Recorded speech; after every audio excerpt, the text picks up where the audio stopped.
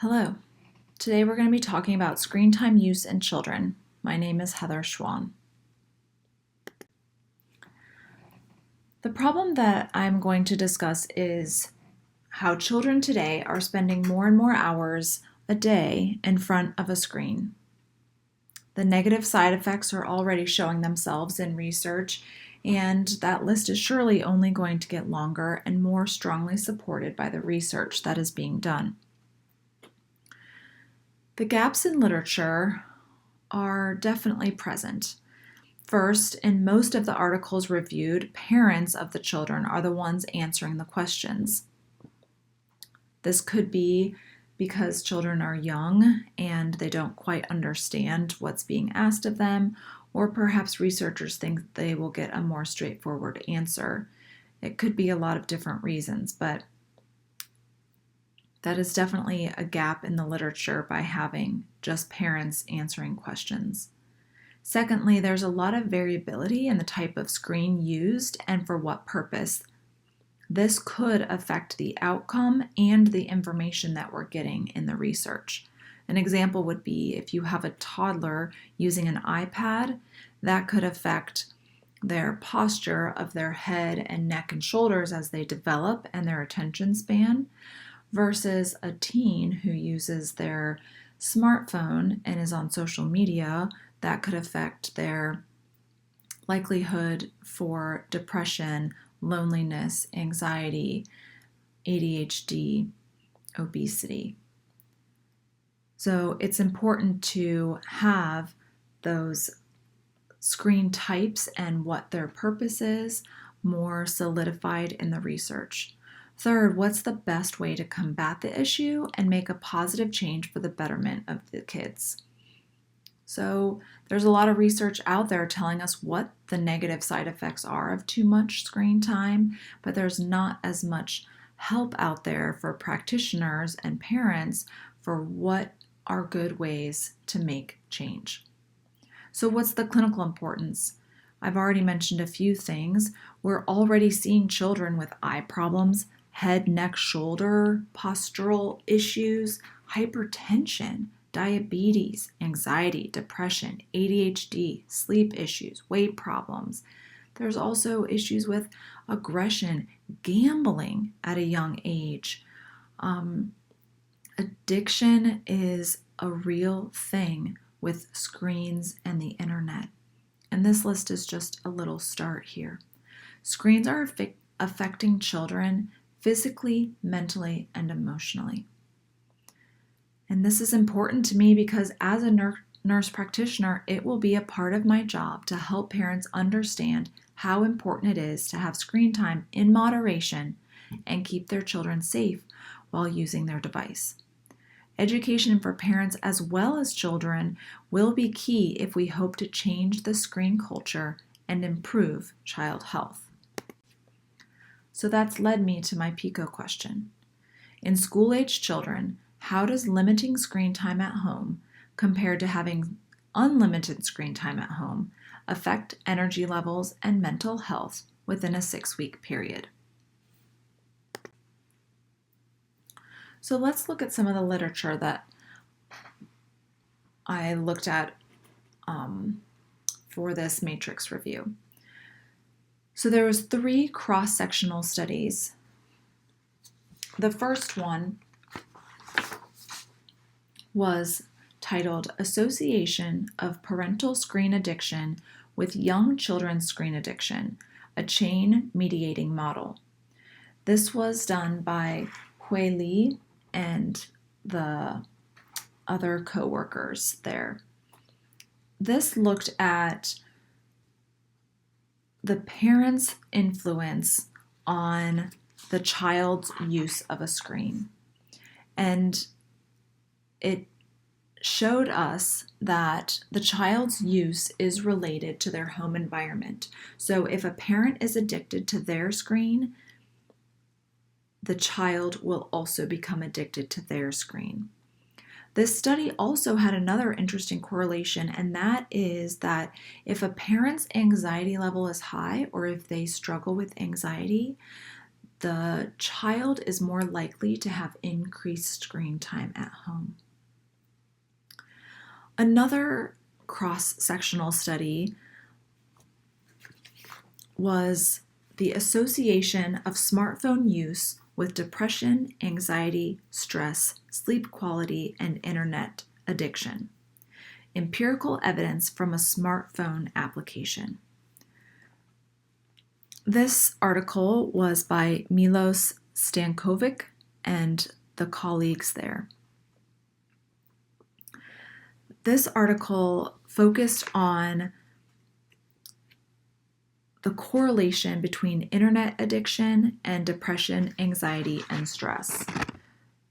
This is a very real thing, and the article was good at showing us how depression and anxiety and stress and sleep quality are all related to smartphone use. Internet addiction especially is directly correlated with depression and anxiety especially. The last cross-sectional study was knowledge and attitudes of parents, teachers, and doctors regarding screen overuse and its addiction in children, adolescents, and young adults, a survey focusing towards possible solutions.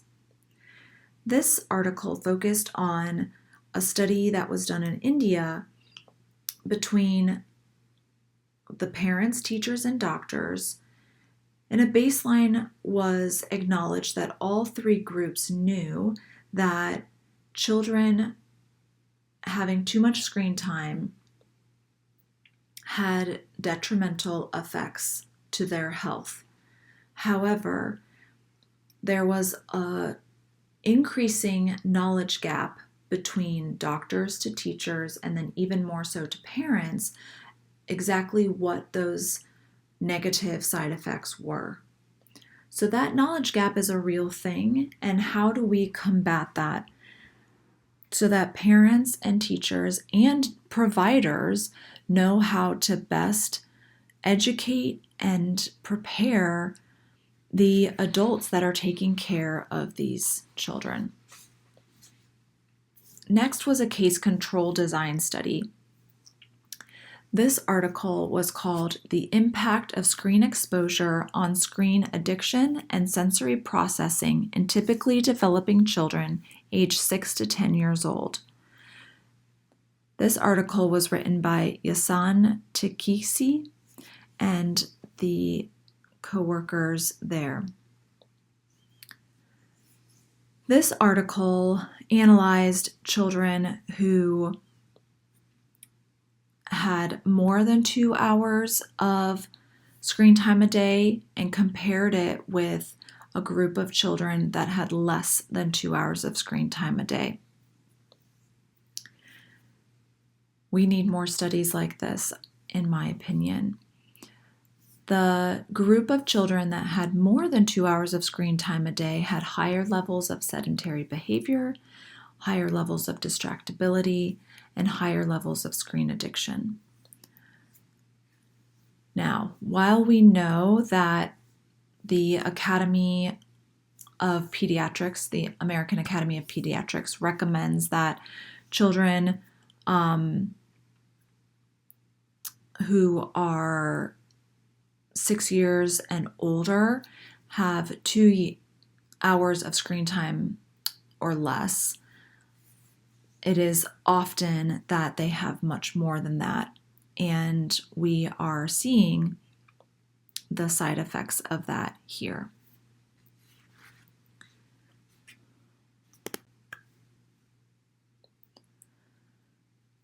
The last article was a systematic review.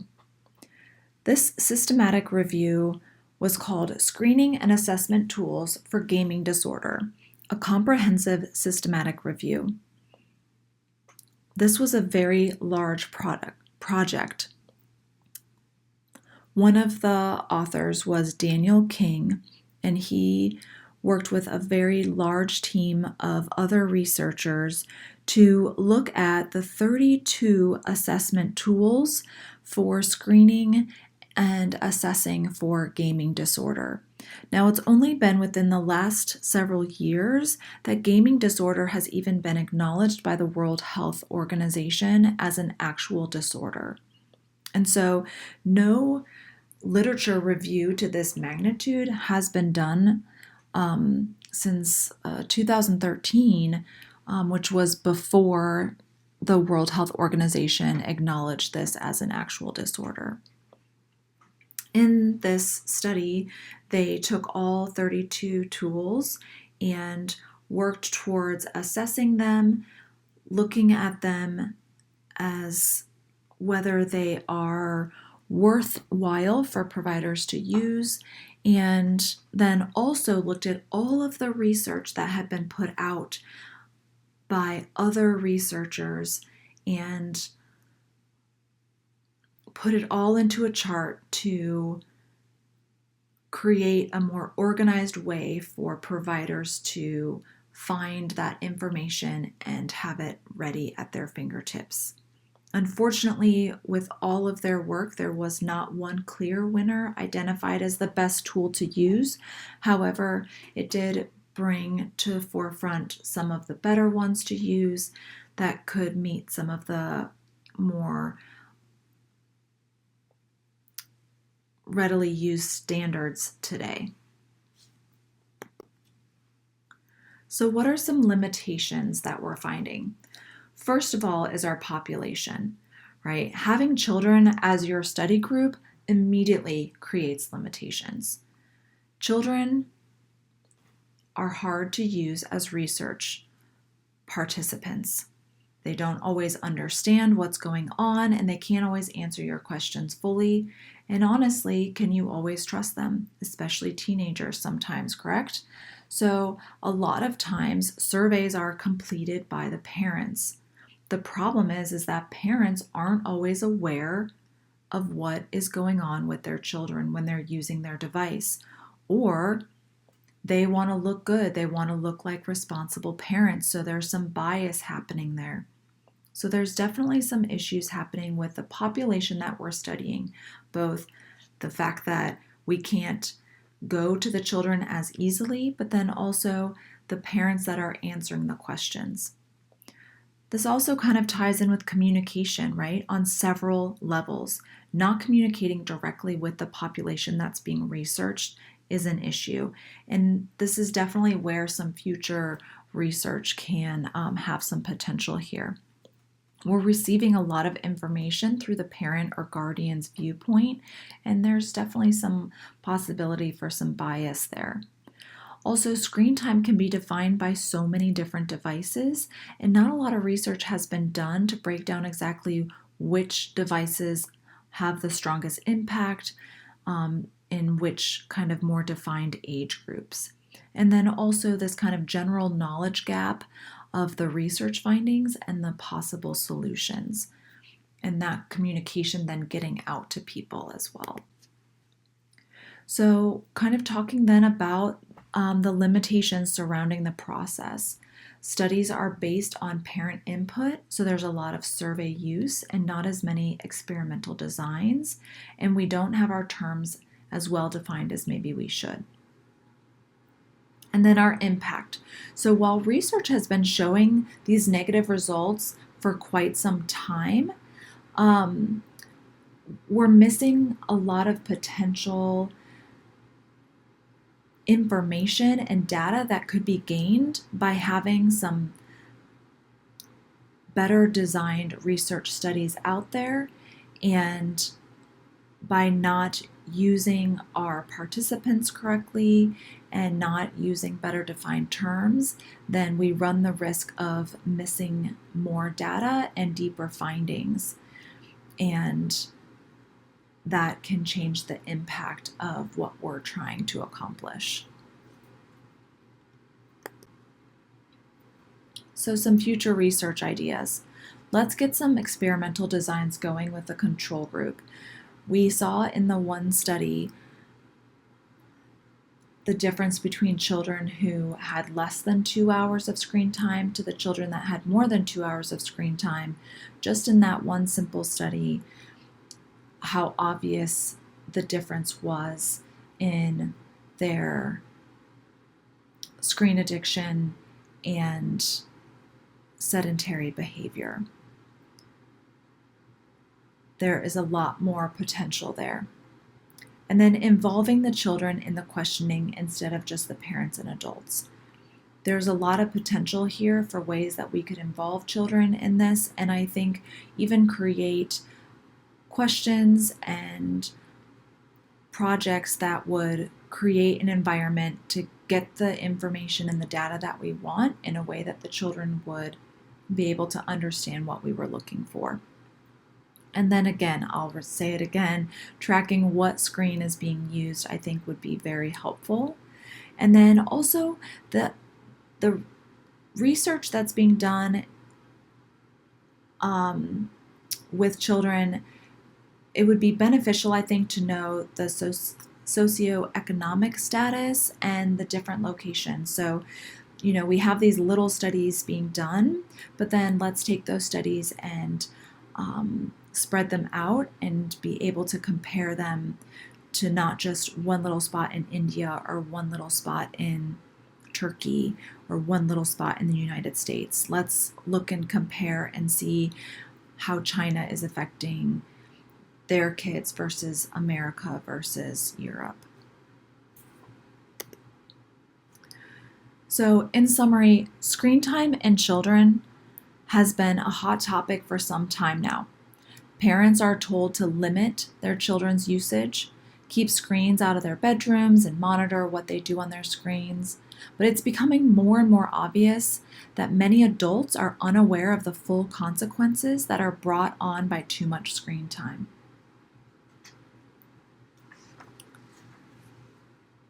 And I think a lot of adults also don't understand that children are incapable of being aware of the effects of screen addiction in themselves.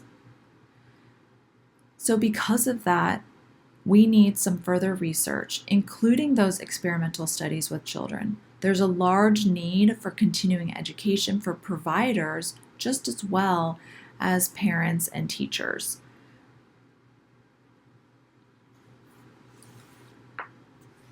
When we work with that knowledge gap,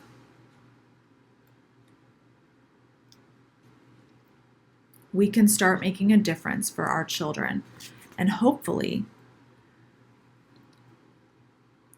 create a better environment so that screens are a fun thing that they can do in moderation and communicate with their friends, but slowly start to bring down some of those negative side effects.